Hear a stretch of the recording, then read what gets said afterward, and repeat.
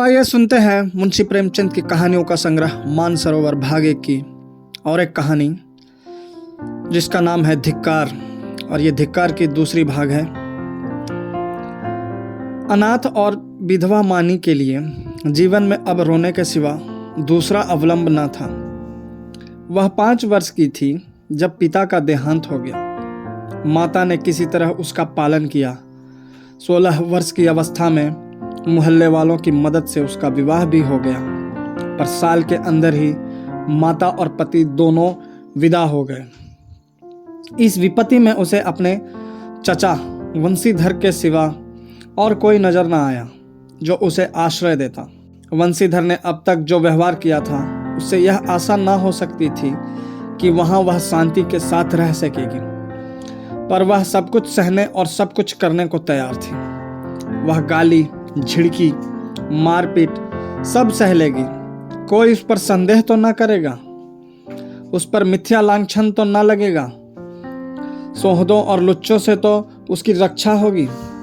वंशीधर को कुल मर्यादा की कुछ चिंता हुई। मानी की याचना को अस्वीकार न कर सके, लेकिन 2-4 महीने में ही मानी को मालूम हो गया कि इस घर में बहुत दिनों तक उसका निवाह न होगा।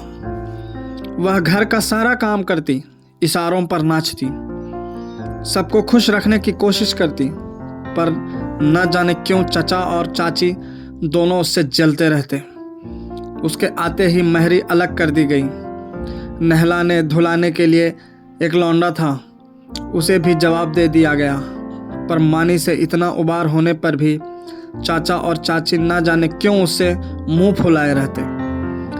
कभी चचा घुड़कियां जमाते, कभी चाची कोसती, यहाँ तक कि उसकी चचेरी बहन ललिता भी बात बात पर उसे गालियां देती। घर भर में केवल उसके चचेरे भाई गोकुल ही को उससे सहानुभूति थी। उसी की बातों में कुछ स्नेह का परिचय मिलता था। वह अपनी माता का स्वभाव जानता था।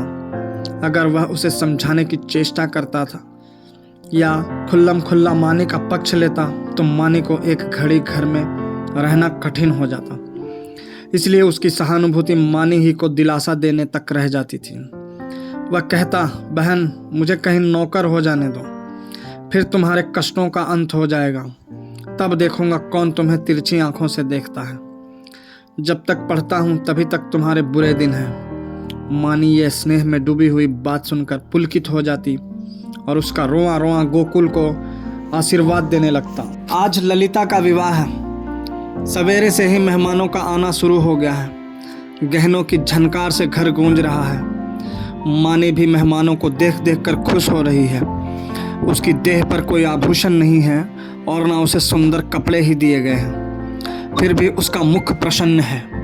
आधी रात हो गई थी। विवाह का मुहूर्त निकट आ गया था। जनवासे से चढ़ावे की चीजें आईं। सभी औरतें उत्सुक हो होकर उन चीजों को देखने लगी। ललिता को आभूषण पहनाए जाने लगे। मानी के हृदय में बड़ी इच्छा हुई कि जाकर वधू को देखे। अभी कल जो बालिका थी उसे आज वधू वेश में देखने की इच्छा न रोक सकी। वह मुस्कुराती हुई कमरे में घुसी। सहसा उसकी चाची ने झिड़क कर कहा, तुझे यहाँ किसने बुलाया था? निकल जा यहाँ से। मानी ने बड़ी बड़ी यातनाएं सही थी, पर आज की वह झिड़की उसके हृदय में बाण की तरफ चुभ गई। उसका मन उसे धिक्कारने लगा। तेरे छिछोरेपन का यही पुरस्कार है। यहाँ सुहागिनों के बीच में तेरे आने की क्या जरूरत थी?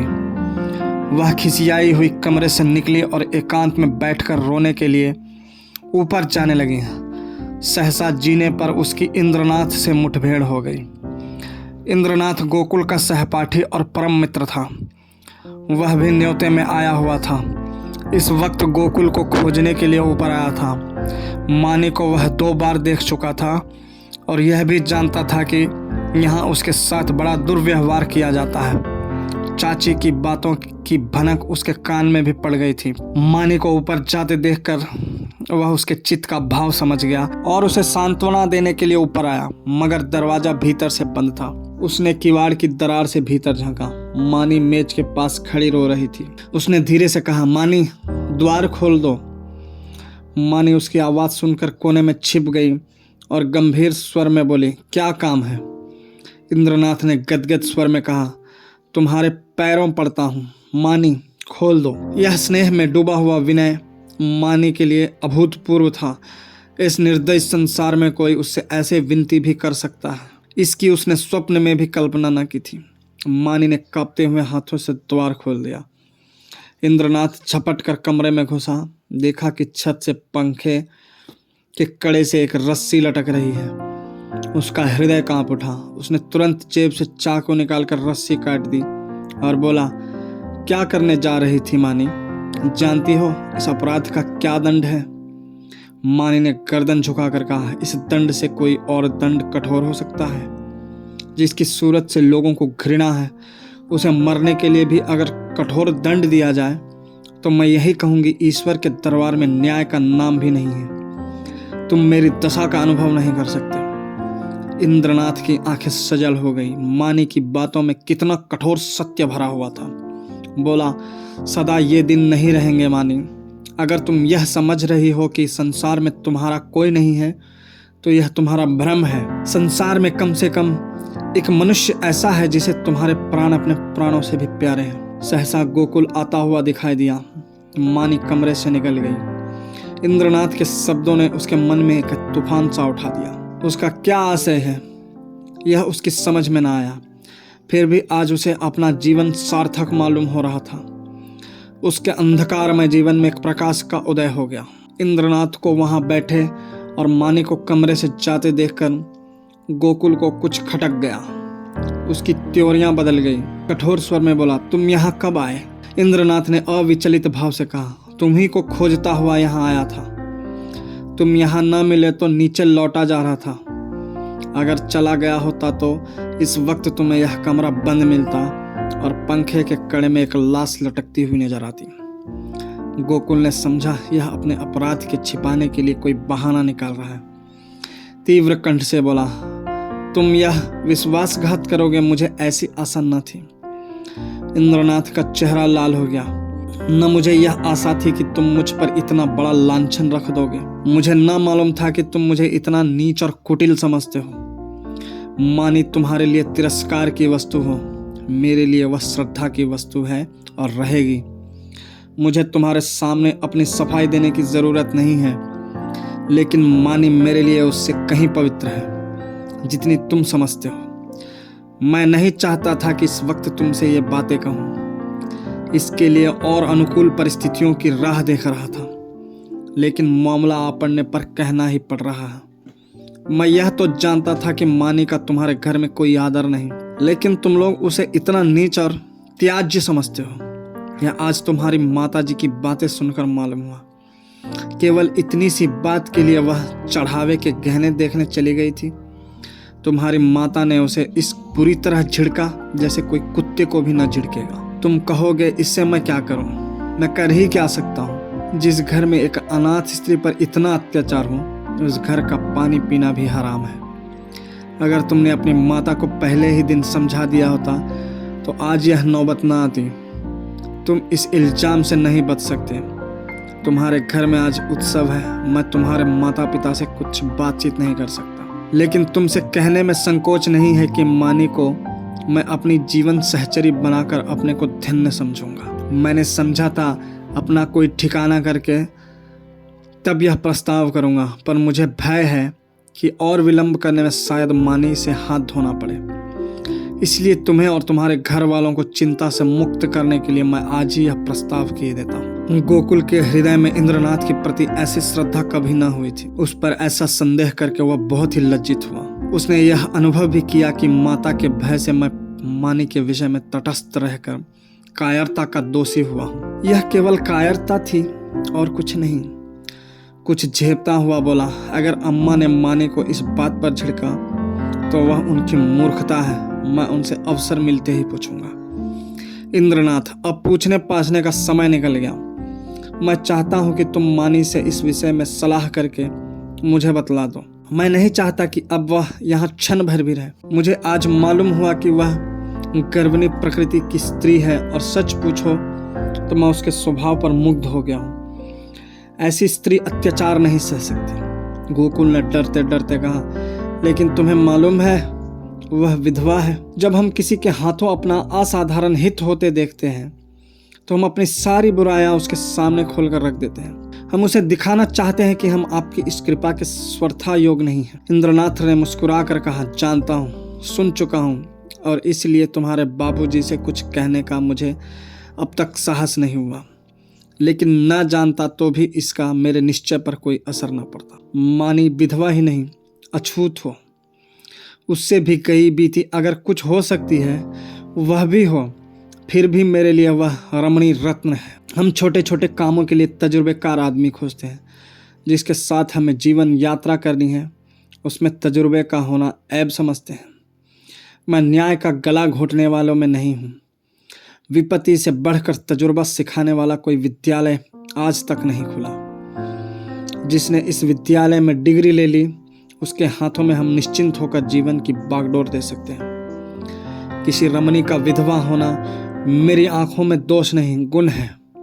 गोकुल ने पूछा, लेकिन तुम्हारे घर के लोग?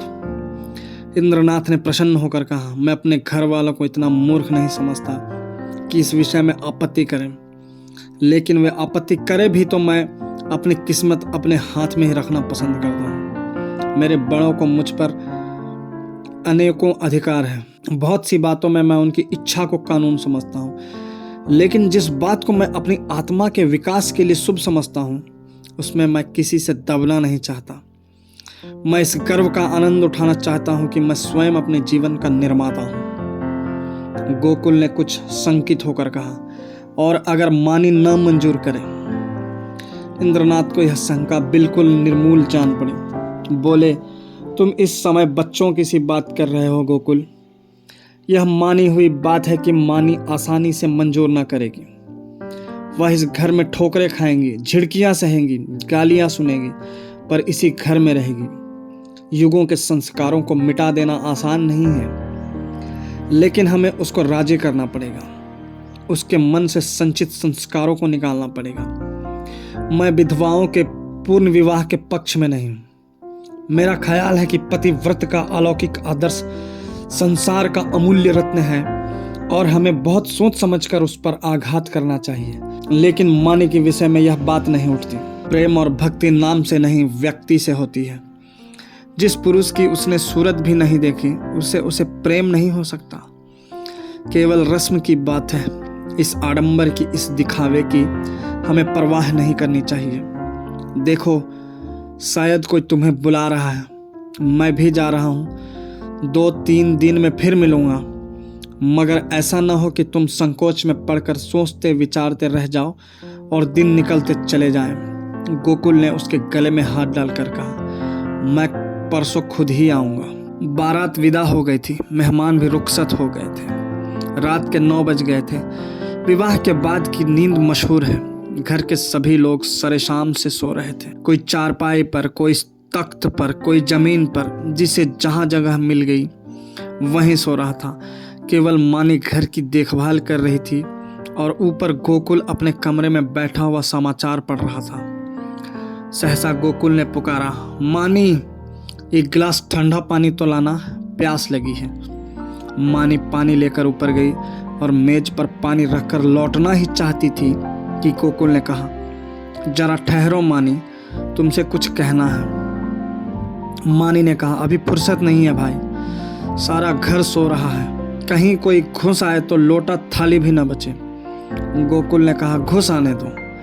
मैं तुम्हारी जगह होता तो चोरों से मिलकर चोरी करवा देता। मुझे इसी वक्त इंद्रनाथ से मिलना है। मैंने उससे आज मिलने का वचन दिया है। देखो, संकोच मत करना। जो बात पूछ रहा हूँ उसका जल्द उत्तर देना। देर होगी तो वह घबराएगा। इंद्रनाथ को तुमसे प्रेम है, यह तुम जानती हो ना? मानी ने मुंह फेर कर कहा, यही बात कहने के लिए मुझे बुलाया था? मैं कुछ नहीं जानती गोकुल। खैर, यह वह जाने और तुम जानो। वह तुमसे विवाह करना चाहता है। वैदिक रीति से विवाह होगा।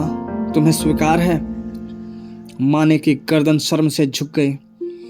वह कुछ जवाब न दे सकी। गोकुल ने फिर कहा, दादा और अम्मा से यह बात नहीं कही गई। इसका कारण तुम जानती ही हो। वह तुम्हें घुड़कियां दे देकर जला जला कर चाहे मार डालें, पर विवाह करने की सहमति कभी नहीं देंगे। इससे उनकी नाक कट जाएगी। इसलिए अब इसका निर्णय तुम्हारे ही ऊपर है। मैं तो समझता हूँ तुम्हें स्वीकार कर लेना चाहिए। इंद्रनाथ तुमसे प्रेम करता ही है। यूं भी निष्कलंक चरित्र का आदमी और बला का दिलेर है। भय तो उसे छू ही नहीं गया। तुम्हें सुखी देखकर मुझे सच्चा आनंद होगा। मानी के हृदय में एक वेग उठ रहा था, मगर मुंह से आवाज न निकली। गोकुल ने अब की खिंच कर कहा, देखो मानी, यह चुप रहने का समय नहीं है। क्या सोचती हो? मानी ने कांपते स्वर में कहा, हाँ। गोकुल के हृदय का बोझ हल्का हो गया। मुस्कुराने लगा। मानी शर्म के मारे वहां से भाग गई। शाम को गोकुल ने अपनी माँ से कहा, अम्मा, इंद्रनाथ के घर आज कोई उत्सव है।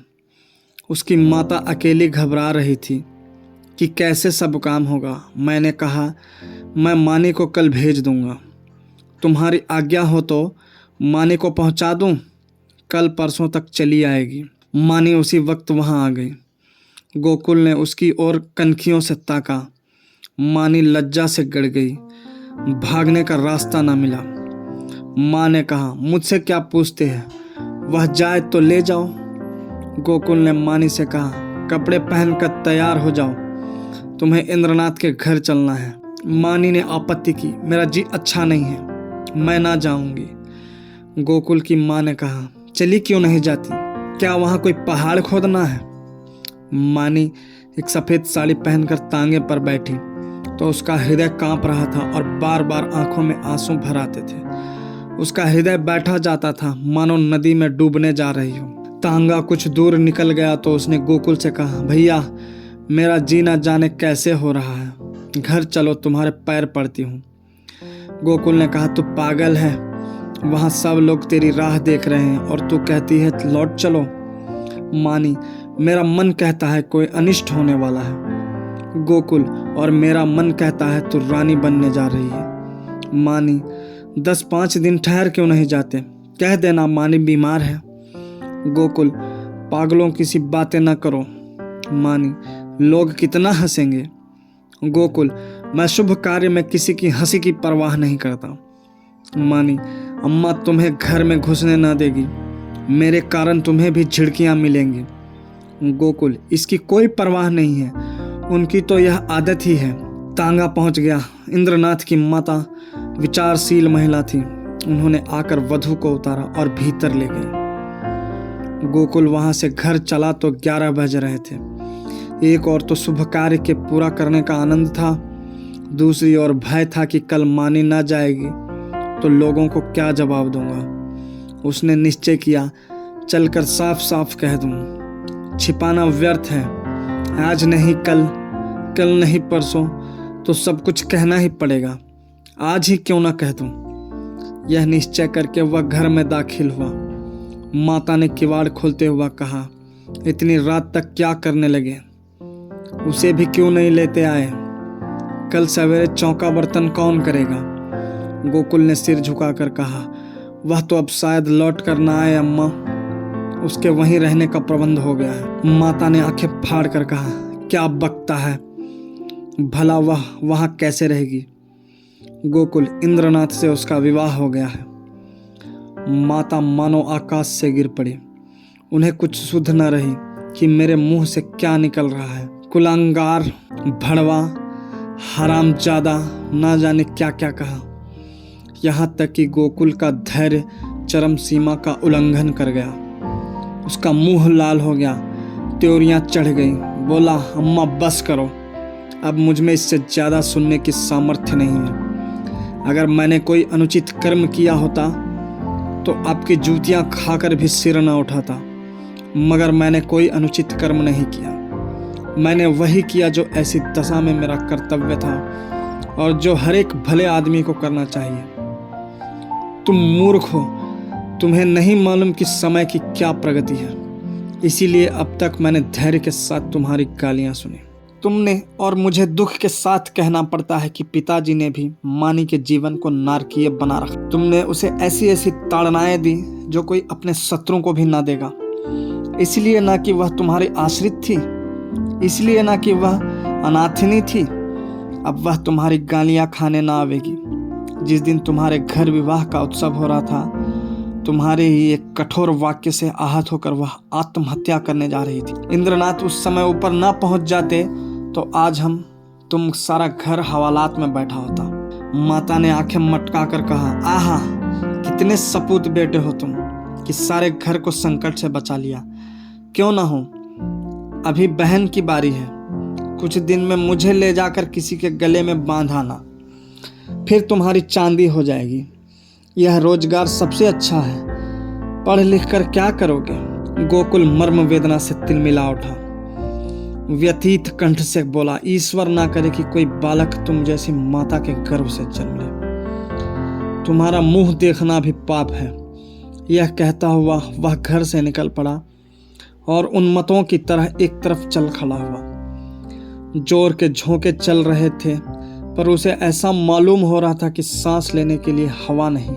एक सप्ताह बीत गया, पर गोकुल का कहीं पता नहीं। इंद्रनाथ को बंबई में एक जगह मिल गई। वह वहां चला गया था।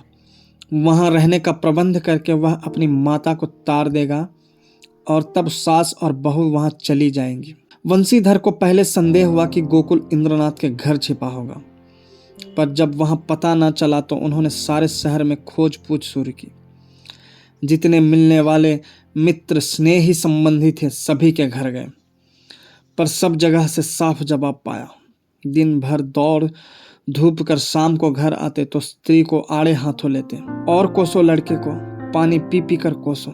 ना जाने तुम्हें कभी बुद्धि आएगी भी या नहीं। गई थी चुड़ैल जाने देती, एक बोझ सिर से टला। एक महरी रख लो, काम चल जाएगा। जब वह ना थी तो घर क्या भूखों मरता था। विधवाओं के पुनर्विवाह चारों ओर तो हो रहे हैं। यह कोई अनहोनी बात नहीं है। हमारे बस की बात होती तो विधवा विवाह के पक्षपातियों को देश से निकाल देते, श्राप देकर जला देते, लेकिन यह हमारे बस की बात नहीं। फिर तुमसे इतना भी ना हो सका कि मुझसे तो पूछ लेती, मैं जो उचित समझता करता। क्या तुमने समझा था मैं दफ्तर से लौटकर आऊंगा ही नहीं, वहीं मेरी अंत्येष्टि हो जाएगी? बस लड़के पर टूट पड़ी। अब रो खूब दिल खोलकर। संध्या हो गई थी। वंशीधर स्त्री को फटकारे सुनाकर द्वार पर उद्वेग की दशा में टहल रहे थे। रह रहकर मानी पर क्रोध आता था। इसी राक्षसी के कारण मेरे घर का सर्वनाश हुआ। न जाने किस बुरी साइत में आई कि घर को मिटा कर छोड़ा। वह ना आई होती तो आज क्यों यह बुरे दिन देखने पड़ते। कितना होनहार, कितना प्रतिभाशाली लड़का था, न जाने कहाँ गया। एकाएक एक बुढ़िया उनके समीप आई और बोली, बाबू साहब, यह खत लाई हूँ, ले लीजिए। वंशीधर ने लपक कर बुढ़िया के हाथ से पत्र ले लिया। उनकी छाती आशा से धक धक करने लगी। गोकुल ने शायद यह पत्र लिखा होगा। अंधेरे में कुछ न सूझा। पूछा, कहाँ से आई है? बुढ़िया ने कहा, वह जो बाबू हुस्नेगंज में रहते हैं, जो बंबई में नौकर है, उन्हीं की बहू ने भेजा है। वंशीधर ने कमरे में जाकर लैंप जलाया और पत्र पढ़ने लगे। मानी का खत था। लिखा था, पूज्य चाचा जी, अभागिनी मानी का प्रणाम स्वीकार कीजिए। मुझे यह सुनकर अत्यंत दुख हुआ कि गोकुल भैया कहीं चले गए और अब तक उनका पता नहीं है। मैं ही इसका कारण हूँ। यह कलंक मेरे ही मुख पर लगना था, वह भी लग गया। मेरे कारण आपको इतना शोक हुआ, इसका मुझे बहुत दुख है, मगर भैया आवेंगे अवश्य, इसका मुझे विश्वास है। मैं इसी 9 बजे वाली गाड़ी से बम्बई जा रही हूँ। मुझसे जो कुछ अपराध हुआ है उसे क्षमा कीजिएगा और चाची से मेरा प्रणाम कहिएगा। मेरी ईश्वर से यही प्रार्थना है कि शीघ्र ही गोकुल भैया सकुशल घर लौट आवे। ईश्वर की इच्छा हुई तो भैया के विवाह में आपके चरणों के दर्शन करूंगी। वंशीधर ने पत्र को फाड़कर पुर्जे पुर्जे कर डाला। घड़ी में देखा तो 8 बज रहे थे। तुरंत कपड़े पहने सड़क पर आकर इक्का किया और स्टेशन चले। बंबई मेल प्लेटफार्म पर खड़ी थी। मुसाफिरों में भगदड़ मची हुई थी। खोमचे वालों की चीख पुकार से कान में पड़ी आवाज न सुनाई देती थी। गाड़ी छूटने में थोड़ी ही देर थी। मानी और उसकी सास एक जनाने कमरे में बैठी हुई थी। मानी सजल नेत्रों से सामने ताक रही थी। अतीत चाहे दुखद ही क्यों न हो, उसकी स्मृतियां मधुर होती है। मानी आज बुरे दिनों का स्मरण करके दुखी हो रही थी। गोकुल से अब ना जाने कब भेंट होगी। चाचा जी आ जाते तो उनके दर्शन कर लेती। कभी कभी बिगड़ते थे तो क्या, उसके भले ही के लिए तो डांटते थे। वह आवेंगे नहीं, अब तो गाड़ी छूटने में थोड़ी ही देर है। कैसे आवे, समाज में हलचल ना मच जाएगी। भगवान की इच्छा होगी तो अब की जब यहाँ आऊंगी तो जरूर उनके दर्शन करूंगी। एकाएक उसने लाला वंशीधर को आते देखा। वह गाड़ी से निकलकर बाहर खड़ी हो गई और चाचा जी की ओर बढ़ी। चरणों पर गिरना चाहती थी कि वह पीछे हट गए और आंखें निकाल कर बोले, मुझे मत छू, दूर रह, अभागिनी कहीं की। मुंह में कालिख लगाकर मुझे पत्र लिखती है। तुझे मौत भी नहीं आती। तूने मेरे कुल का सर्वनाश कर दिया। आज तक गोकुल का पता नहीं है। तेरे कारण वह घर से निकला और तू अभी तक मेरी छाती पर मूंग दलने को बैठी है। तेरे लिए क्या गंगा में पानी नहीं है। मैं तुझे ऐसी कुल्टा, ऐसी हरजाई समझता तो पहले दिन ही तेरा गला घोंट देता। अब मुझे अपनी भक्ति दिखलाने चली है। तेरे जैसी पापिष्ठाओं का मरना ही अच्छा है। पृथ्वी का बोझ कम हो जाएगा। प्लेटफॉर्म पर सैकड़ों आदमियों की भीड़ लग गई थी और वंशीधर निर्लज्ज भाव से गालियों की बौछार कर रहे थे। किसी की समझ में ना आता था क्या माजरा है, पर मन से सब लाला को धिक्कार रहे थे। मानी पाषाण मूर्ति के सामने खड़ी थी, मानो वही जम गई हो। उसका सारा अभिमान चूर चूर हो गया। ऐसा जी चाहता था धरती फट जाए और मैं समा जाऊं। कोई वज्र गिरकर उसके जीवन, अधम जीवन का अंत कर दे। इतने आदमियों के सामने उसका पानी उतर गया। उसकी आंखों से पानी की एक बूंद भी न निकली। हृदय में आंसू न थे। उसकी जगह एक दावानल सा दहक रहा था, जो मानो वेग से मस्तिष्क की ओर बढ़ता चला जाता था। संसार में कौन जीवन इतना अधम होगा। सास ने पुकारा, बहू अंदर आ जाओ। गाड़ी चली तो माता ने कहा, ऐसा बेशर्म आदमी नहीं देखा। मुझे तो ऐसा क्रोध आ रहा था कि उसका मुंह नोच लूं। मानी ने सिर ऊपर ना उठाया। माता फिर बोली, ना जाने इन सड़ियलों को बुद्धि कब आएगी। अब तो मरने के दिन भी आ गए। पूछो, तेरा लड़का भाग गया तो हम क्या करें। अगर ऐसे पापी ना होते तो यह वज्र ही क्यों गिरता। मानी ने फिर भी मुंह ना खोला। शायद उसे कुछ सुनाई ही ना दिया था। शायद उसे अपने अस्तित्व का ज्ञान भी न था। वह टकटकी लगाए खिड़की की ओर ताक रही थी। उस अंधकार में उसे जाने क्या सूझ रहा था। कानपुर आया। माता ने पूछा, बेटी कुछ खाओगी? थोड़ी सी मिठाई खा लो। 10 कब के बज गए। मानी ने कहा, अभी तो भूख नहीं है अम्मा, फिर खा लूंगी। माता जी सोई, मानी भी लेटी, पर चचा की वह सूरत आंखों के सामने खड़ी थी और उनकी बातें कानों में एक गूंज रही थी। आह, मैं इतनी नीच हूँ, ऐसी पतित कि मेरे मर जाने से पृथ्वी का भार हल्का हो जाएगा। क्या कहा था, तू अपने माँ बाप की बेटी है तो फिर मुंह मत दिखाना। ना दिखाऊंगी। जिस मुंह पर ऐसी कालिमा लगी हुई है उसे किसी को दिखाने की इच्छा भी नहीं है। गाड़ी अंधकार को चीरती चली जा रही थी। मानी ने अपना ट्रंक खोला और अपने आभूषण निकालकर उसमें रख दिए। फिर इंद्रनाथ का चित्र निकालकर उसे देर तक देखती रही। उसकी आंखों में गर्व की एक झलक सी दिखाई दी। उसने तस्वीर रख दी और आप ही आप बोली, नहीं नहीं, मैं तुम्हारे जीवन को कलंकित नहीं कर सकती। तुम देवतुल्य हो। तुमने मुझ पर दया की है। मैं अपने पूर्व संस्कारों का प्रायश्चित कर रही थी। तुमने मुझे उठाकर हृदय से लगा लिया, लेकिन मैं तुम्हें कलंकित न करूंगी। तुम्हें मुझसे प्रेम है। तुम मेरे लिए अनादर, अपमान, निंदा सब सह लोगे, पर मैं तुम्हारे जीवन का भार न बनूंगी। गाड़ी अंधकार को चीरती चली जा रही थी। मानी आकाश की ओर इतनी देर तक देखती रही कि सारे तारे अदृश्य हो गए और उस अंधकार में उसे अपनी माता का स्वरूप दिखाई दिया। ऐसा उज्जवल, ऐसा प्रत्यक्ष कि उसने चौंक कर आंखें बंद कर ली। न जाने कितनी रात गुजर चुकी थी। दरवाजा खुलने की आहट से माताजी की आंखें खुल गई। गाड़ी तेजी से चलती जा रही थी, मगर बहू का पता न था। वह आंखें मल कर उठ बैठी और पुकारा, बहू बहू। कोई जवाब न मिला। उनका हृदय धक धक करने लगा। ऊपर के बर्थ पर नजर डाली, पेशाब खाने में देखा, बेंचों के नीचे देखा, बहू कहीं न थी। तब वह द्वार पर आकर खड़ी हो गई। बहू का क्या हुआ? यह द्वार किसने खोला? कोई गाड़ी में तो नहीं आया? उनका जी घबराने लगा। उन्होंने किवाड़ बंद कर दिया और जोर जोर से रोने लगी। किसी से पूछें, डाक गाड़ी अब ना जाने कितनी देर में रुकेगी। कहती थी बहू मर्दानी गाड़ी में बैठे, पर मेरा कहना ना माना। कहने लगी, अम्मा जी आपको सोने की तकलीफ होगी, यही आराम दे गई। सहसा उसे खतरे की जंजीर याद आई। उसने जोर से कई बार जंजीर खींची। कई मिनट के बाद गाड़ी रुकी। गार्ड आया। पड़ोस के कमरे से 2-4 आदमी और भी आए। फिर लोगों ने सारा कमरा तलाश किया। नीचे तख्ते को ध्यान से देखा। रक्त का कोई चिन्ह न था। असबाब की जांच की। बिस्तर, संदूकची, बर्तन सब मौजूद थे। ताले भी सब बंद थे। कोई चीज गायब न थी।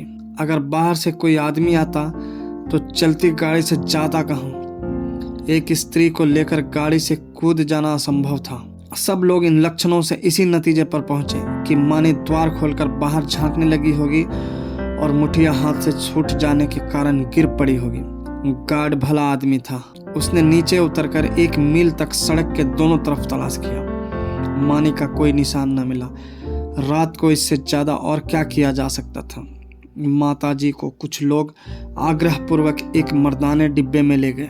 यह निश्चय हुआ कि माताजी अगले स्टेशन पर उतर पड़े और सवेरे इधर उधर दूर तक देखभाल की जाए। विपत्ति में हम परमापेक्षी हो जाते हैं। माताजी कभी इसका मुंह देखती, कभी उसका। उनकी याचना से भरी हुई आंखों मानो सबसे कह रही थी, कोई मेरी बच्ची को खोज क्यों नहीं लाता? हाय, अभी तो बेचारी की चुंदरी भी नहीं मैली हुई। कैसे कैसे सांधों और अरमानों से भरी पति के पास जा रही थी। कोई उस दुष्ट वंशीधर से जाकर कहता क्यों नहीं, ले तेरी मनोभिलाषा पूरी हो गई, जो तू चाहता था वह पूरा हो गया। क्या अब भी तेरी छाती नहीं जुड़ाती? बुद्धा बैठी रो रही थी और गाड़ी अंधकार को चीरती चली जाती थी। रविवार का दिन था। संध्या समय इंद्रनाथ 2-3 मित्रों के साथ अपने घर की छत पर बैठा हुआ था। आपस में हास परिहास हो रहा था। मानी का आगमन इस परिहास का विषय था। एक मित्र बोले, क्यों इंद्र, तुमने तो वैवाहिक जीवन का कुछ अनुभव किया है, हमें क्या सलाह देते हो? बनाए कहीं घोंसला या यूं ही डालियों पर बैठे बैठे दिन काटे? पत्र पत्रिकाओं को देखकर तो यही मालूम होता है कि वैवाहिक जीवन और नरक में कुछ थोड़ा ही सा अंतर है। इंद्रनाथ ने मुस्कुरा कर कहा, यह तो तकदीर का खेल है भाई, 16 आना तकदीर का। अगर एक दशा में वैवाहिक जीवन नरक तुल्य है तो दूसरी दशा में स्वर्ग से कम नहीं। दूसरे मित्र बोले, इतनी आजादी तो भला क्या रहेगी इंद्रनाथ, इतनी क्या, इसका शतांश भी न रहेगी। अगर तुम रोज सिनेमा देखकर 12 बजे लौटना चाहते हो तो 9 बजे सोकर उठना चाहते हो और दफ्तर से 4 बजे लौटकर ताश खेलना चाहते हो तो तुम्हें विवाह करने से कोई सुख न होगा। और जो हर महीने सूट बनवाते हो तब शायद साल भर में भी न बनवा सकोगे। श्रीमती जी तो आज रात की गाड़ी से आ रही हैं। हाँ, मेल से।